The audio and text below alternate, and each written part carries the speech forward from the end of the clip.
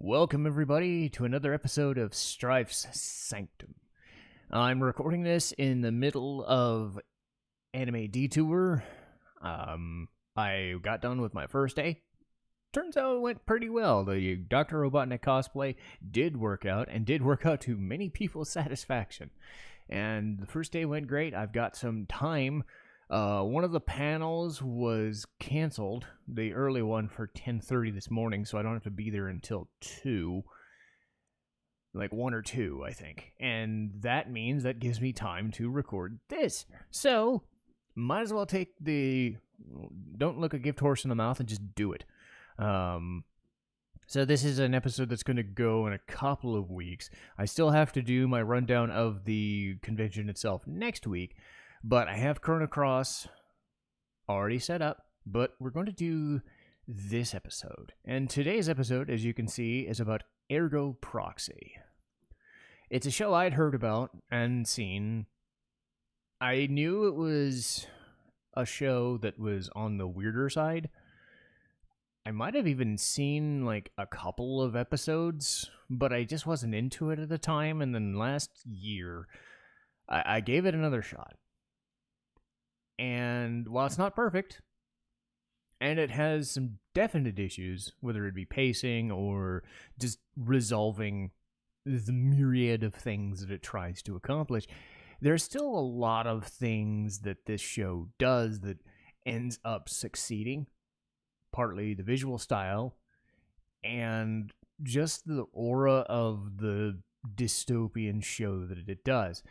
No, what sets Ergo Proxy apart, and what I think it revels in, to an extent, is the series of shows.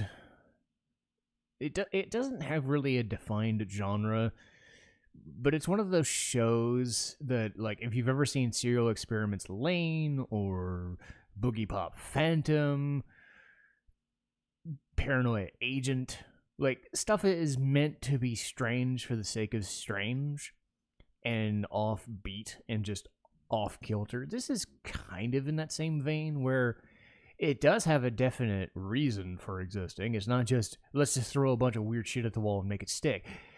The difference I find with Ergo Proxy is it tries to add philosophy.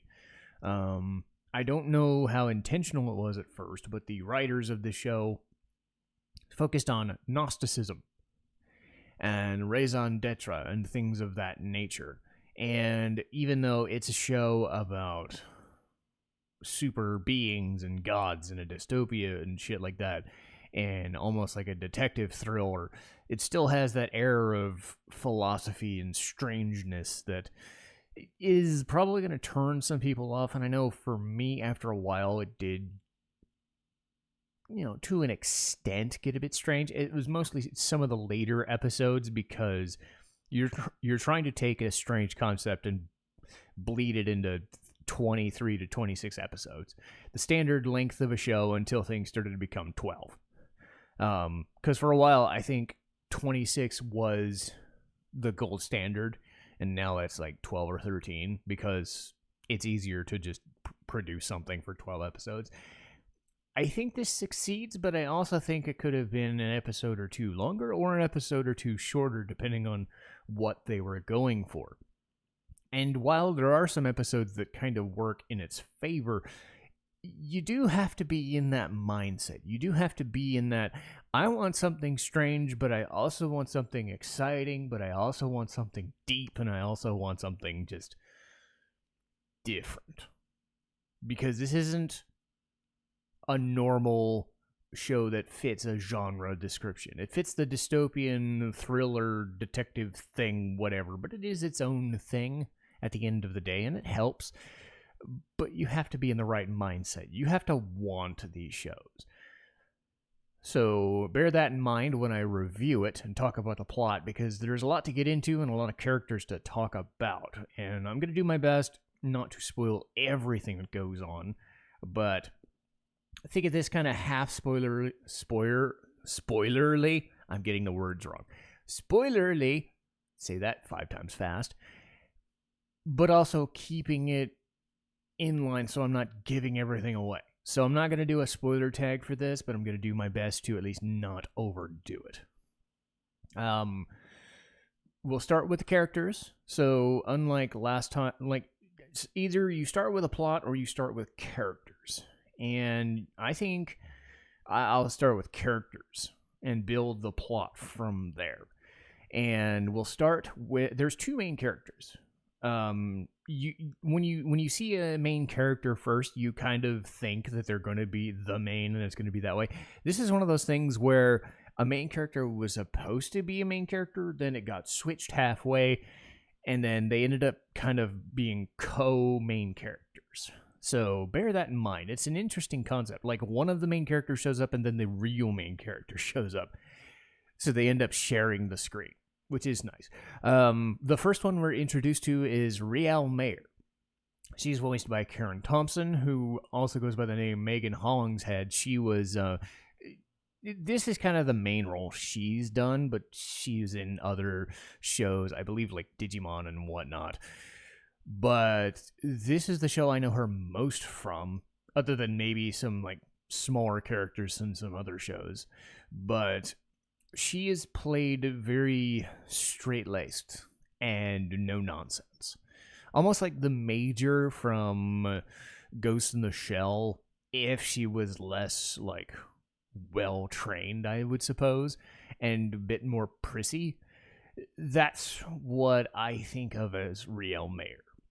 She is part of a city known as Ramdo, one of the last remaining dome cities that isn't like caught in this dystopic, bleak world that has no sunlight. Apparently, people are artificially grown in labs now because there's no sunlight, there's no hope, there's no whatever. And in this city of Ramdo, which is this, bastion of morality that is left to fend for itself, it's a highly advanced society that lives on the whims of the people in the bureau. So she kind of acts like a princess kind of way. Like, think of somebody who's not a princess in name, but she is the daughter of the person who runs the organization and runs the city. But she's also a private investigator of her own. She's asked to investigate something known as the cogito virus, and there we go with the philosophy stuff. The cogito ergo sum, the I think therefore I am idea.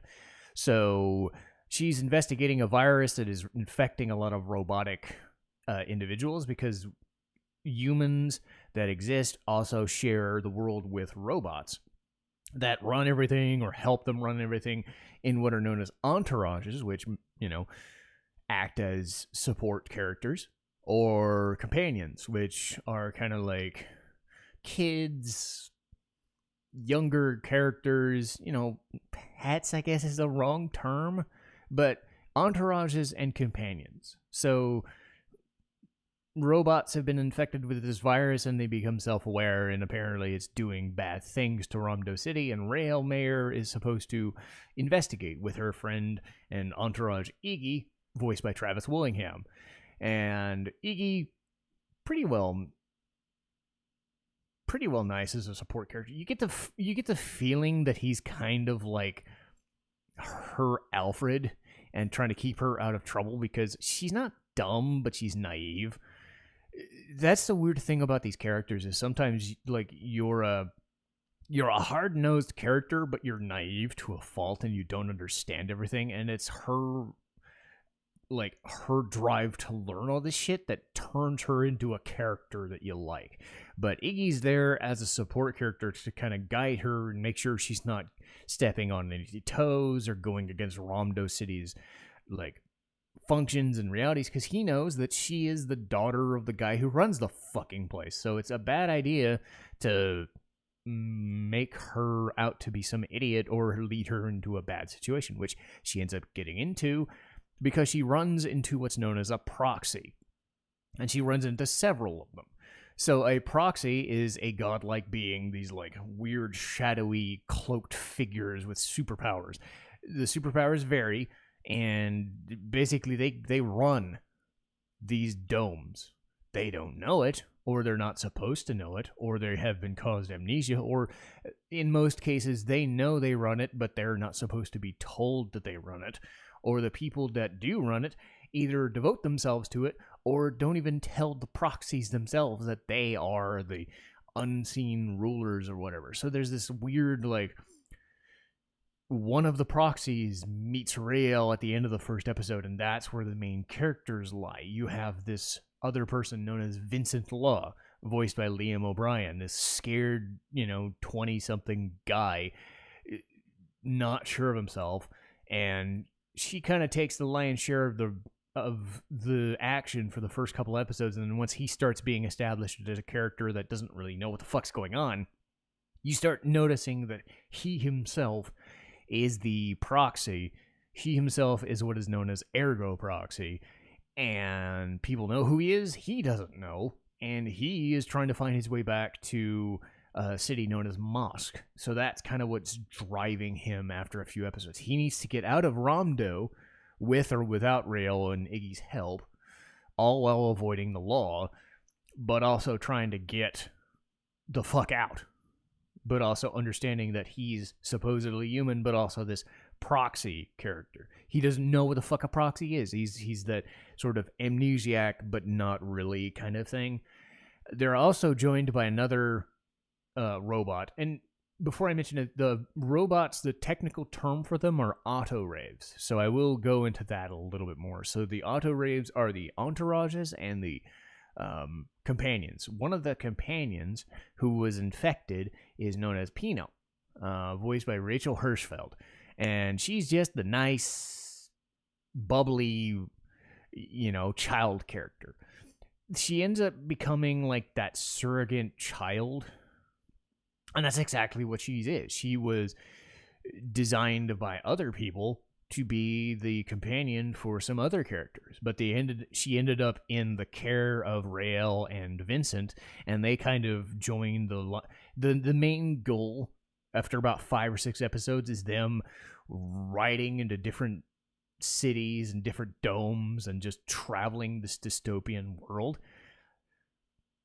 But she's not supposed to. It turns out that she joins them just because she finds them and gets protected by them and then joins them on their journey. But she was originally designed to be a companion to who I would consider the main antagonist of the show, Raoul Creed, voiced by Patrick Sates. And there are several different departments. You've got the administrative bureau, you've got some other, higher end bureaus and things. I believe administrative bureau is the main one that focuses on police and special investigations and shit like that. And Raoul is the leader and runs everything under the auspices of Rael's father, who is Donav Meyer. He has his own agenda. He's not sure what the fuck's going on either, but he's also this weird, villains. They're high and mighty, or they believe they are the ones who should be running everything, or they believe that people should be bowing or kowtowing to them, despite the fact that he is serving somebody else. You get this sense that he's not there by choice. He's being torn between what he wants as an ambition versus what he's supposed to do as a job. He is joined by Kristeva, who is an entourage, voiced by Kirsten Potter, and she's like a motherly figure. So you can already kind of see where this is going. Raoul as a human, Kristeva as an entourage auto-rave, much like Iggy is for Riel, acting like a mother figure, sort of, but not really. And then Pino, who was supposed to be like a surrogate child for Raoul, but now is in the care of the main characters. It's this weird dichotomy. Because the show is very philosophical and strange, they don't give everything right away. It's something you have to get through context clues later on, or it's easy to miss a lot of these aspects.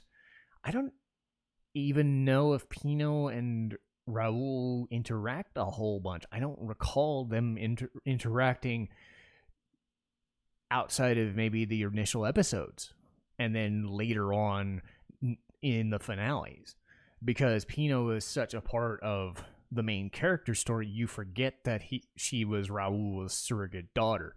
So there's a lot of other stuff that goes on here.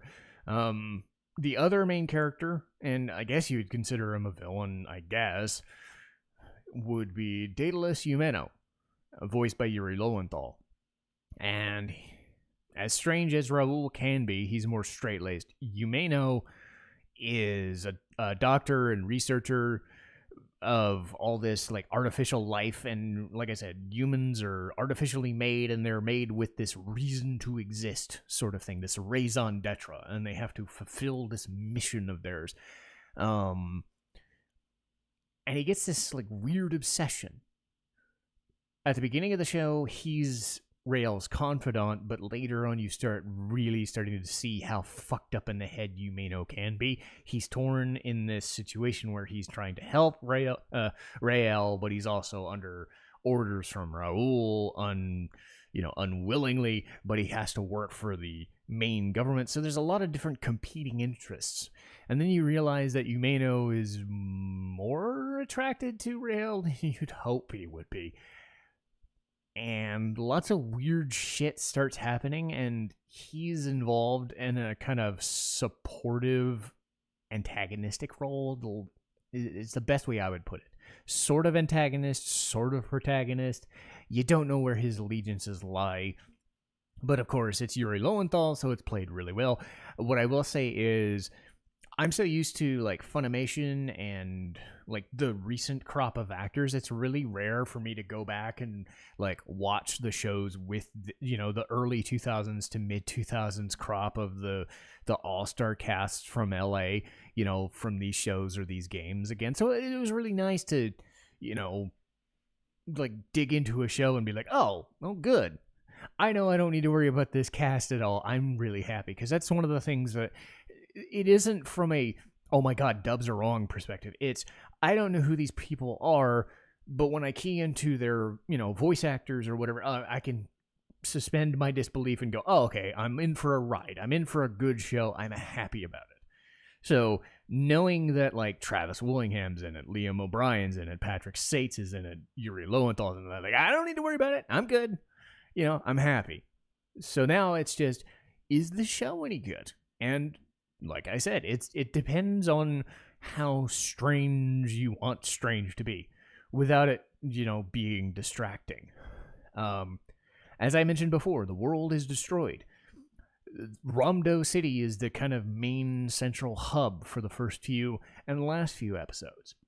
Or anytime you want to go back and talk to Real Creed or Donoff Meyer or Umeno, you kind of have to go back and see what the machinations of the city are.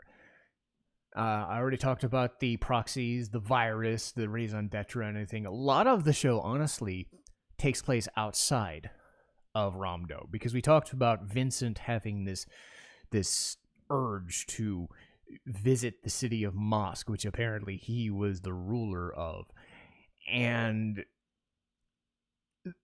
about 6 to 10 episodes in, they have access to, not fly, but kind of, it's almost like one of those stormtrooper ship things, when you're, in Star Wars, where you're just kind of going through the sand, like you're going through the sand at high speed. I don't know what they call those, but basically it's just a boat that they can ride in the sand to get the fuck out of the virus-infected air and shit. So as soon as they're out of Ramdo City, they start to experience a lot of different smaller scale journeys. Different proxies of different motivations. Different cities are done differently. It's not quite the same as like a Kino's journey, where everything's strange for the sake of strange because we have this set of rules and we're just experiencing these rules just for the hell of it. It's everybody has their own way of dealing with the world being destroyed. And some of them are just there to make a quick buck. Some are there to survive. Some are there to make people happy and just have fun. Some are there to lure people to their dooms and whatnot, or to find companionship or whatever. Some are there to kick the shit out of Vincent. Some of them are to teach Vincent a lesson. I don't know. midway through, it starts to get a little awkward because you have like 20 episodes of this show and you're wondering, where do they go? Because Romdo has its own thing going on, and eventually, once Vincent figures out what the fuck's going on, he and Rael and Pino have to go back to Romdo. So what are they doing to fill the time? They're giving you backstory on how people are surviving this. Whatever happened to the world, they do explain that in a strange way. They also go over what being a proxy means. But one of the episodes that I found was really strange was, and now that we're getting into, I'll say, we'll go into the negatives right now. You can see where it's hard for me to explain how this show goes without digging into it a little bit deeper, so I'll save this discussion for specifics. I'm trying to generalize without spoiling, but I'm also trying to skirt the issue because even I don't explain it too well.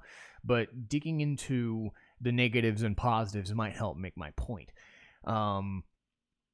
What I find is the negatives for this show is not to the Eva degree where everything's an angel, everything's dead, everything's whatever. You have proxies and you have philosophy and you have raison d'etres and everything. I don't think it gets in the way of they're just super beings and they're trying to kill each other, or they're trying to survive, or the humans are trying to survive, or whatever. I think the main idea is everybody's trying to find their place in a world that has been destroyed, and everybody's trying to explain why. But when you get midway through the show, you're focusing solely on the philosophy of it and the backdrop of learning about the show and learning about why this world is the way it is, that you kind of forget where the character is and where their motivations lie. Vincent and Rael, not too much because they have been the main characters. I think it's mostly the villains. Like, you forget what their motivations are until it has to be there. So then after about 20 episodes in and you finally start getting back to the nitty-gritty and have to finish the show, you're in a situation where you go back to Romdo and everything just goes to hell for the sake of it. It's been leading up to it and you've seen little bits and pieces, but because they've been focusing on the philosophy, you forgot why we were there, and it feels like there's an episode or two missing from the situation, and it just feels the ending's a bit rushed.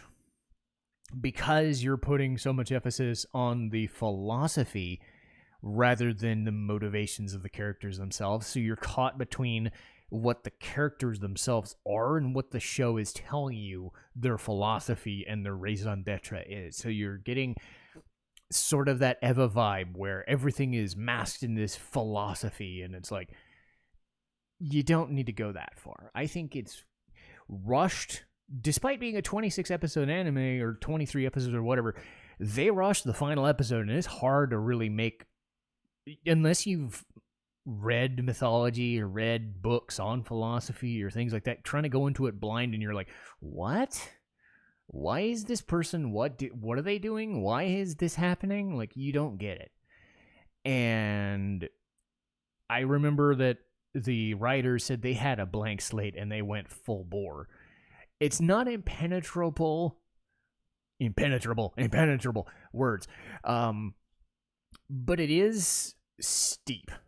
So it does get distracting when you're trying to finish the show and you're trying to invest in these main characters that, for one reason or another, are on the good side or bad side, worries of degrees, that you've met and, cared about for 20 episodes, and then all of a sudden you're trying to finish their story without really understanding why the story needs to end, other than the story needs to end.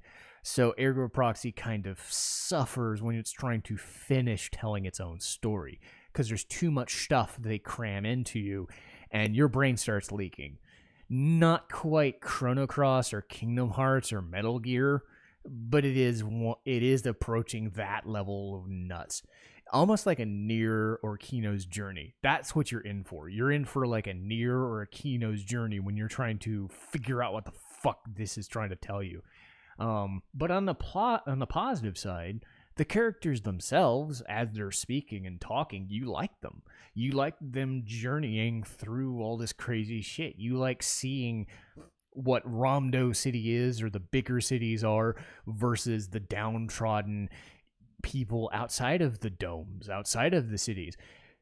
And they do give you a few episodes in between where you see the normal people, people that are not subject to the system, subject to the reality of being in a city. You get to see a lot of dark, dystopic browns and grays and blacks, like Rael's attire. The thing that I remember most about Ergo Proxy is Rael's appearance. Rael is just pale fucking white, and she has got these like black eyeliner, black hair, black clothes with a little bit of pinks and purples mixed in. She is a distinctive looking character, and it is alluring, not in the oh my god kind of way, but in the it is an attention grabbing attire, and it works for everybody else because this really dingy, dark place is beautiful to look at. And it is a beautiful looking show that is kind of like mid 2000s, like 3D cell shaded, but it's also like still in 2D, and it has a good striking look to it without it being so distracting. There are times where it's not perfect, and I think that's what people have said. But again, I think Ergo Proxy manages to do a good job of balancing out the allure of some of the characters' designs with the just downright blown up, distorted, destroyed world appeal. The other thing I like about Ergo Proxy is when they take time to just let the characters do nothing. There was an episode midway through, or I don't know if it was called Much Ado About Nothing or whatever, where they're just stuck. Their ship is stuck. They can't do anything. They can't find anything. They can't do anything. But Rael is narrating an episode where she's going stir crazy, and you can see she's going stir crazy, but you get to see the mundanity. You get to see the time frame. You get to see her bounce off Vincent and Pino on a daily basis while she's trying to avoid going absolutely batshit nuts because she's stuck. And it's little moments like that. It's another episode where they had the balls to turn like world building into a fucking game show. Little things like that where you spend time outside of the main plot and you get to dig into the characters. And this is something that I do enjoy about Ergo Proxy, is that you do get to still enjoy who the characters are as people rather than characters as a function of the plot. And it's in those, subtle moments of nothing where you learn who these people can be and why they're driven the way they are. It does end up messing with the plot structure because, again, you spent an episode of them just sitting in a fucking tanker truck doing nothing. And yet I found that to be the most exciting episode, was them doing absolutely nothing. It's almost like one of the Cowboy Bebop episodes where they're stuck in this planet and they're eating eating poisonous shrooms, and they're just going batshit insane. Like, you see these characters in this weird place. You see these characters in Cowboy Bebop fighting this venomous viral thing from the fridge. They're not the most exciting episodes, but for a show this thick, a show this deep that is trying so hard to be philosophical and shit, the best episodes are the ones where they just shut up and let the characters just talk about jack shit. And it ends up being a sort of comedic, sort of dramatic affair of them doing absolutely nothing. At the end of the day, I find Ergo Proxy to be an interesting note that even though if you do a super philosophical kind of show, you can still succeed. And I find that even though it doesn't quite, hit the landing, one of the major parts is you try to make the opening the really fun stuff to get people excited, then you have to stick the landing. I don't think it sticks the landing. but I don't think it does so badly that it's going to be like the worst ending ever or anything. It's just going to end up having more questions than answers. But at the end of the day, if you're interested in like a weird looking show about a dystopia with interesting characters who sometimes get to do absolutely nothing but are alluring in their own way, like Riel is a physically striking looking character who has an interesting motivation because she kind of goes against the grain of the nitty gritty, badass female, but she's naive to a fault. You get Vincent, who's this namby-pamby wuss amnesiac, but he has a hidden agenda that he doesn't understand, and he's fighting back against it. Pino's there as a, nice kind of half and half between the two. So it's like these three characters bounce off each other as comic relief so well that you forget how serious the show can be. But it's not played for comedy. Or at least if it is, it's played very subtly. It is a dramatic and a thrilling show that sometimes hits its mark, and I think I enjoyed it. And I'm glad I went back and gave it a shot, even though, and that should be the thing I will end on. Just because you find a show doesn't hit with you right away, be willing to always come back to it. If you find that like a second viewing, a third viewing, you just can't get into it, then you can write it off. But maybe, a couple years down the road, you think, okay, I gave this thing a shot. I wasn't into it before, but now I'm really into this sort of thing. Ergo Proxy was one of those for me. So I would definitely watch it if you're in the mindset for a show like it. But that'll do it for me today. Next week will be Persona 5. And specifically Persona 5 Royal. How in God's name am I going to deal with that? I lose my voice after half an hour to 45 minutes, and I'm going to have to talk about Persona 5 Royal. I will do my best. The benefit is I just completed the playthrough, so God willing, I have all of the information in my head, and it is my favorite game of all time, so I could rattle it off without even thinking. I still will have a primer set up for it. God forbid, what am I going to do with it? But hey, we're going to talk Persona 5 next week. And then the week after will be Ghost in the Shell Standalone Complex. I got through the first season. I'm getting my way through the second at time of recording. And obviously I'm going to do as much Ghost in the Shell stuff as I can, but not all at once. If it's just the first season, I'll talk about just the first season. I imagine that's probably the best approach, is just focus on the first season, then get back to the second season on a later date somewhere. And then after that will be Metal Gear Solid. So, again, strange for the sake of strange, but also has that cachet of being Metal Gear Solid. There's a lot I can talk about with that.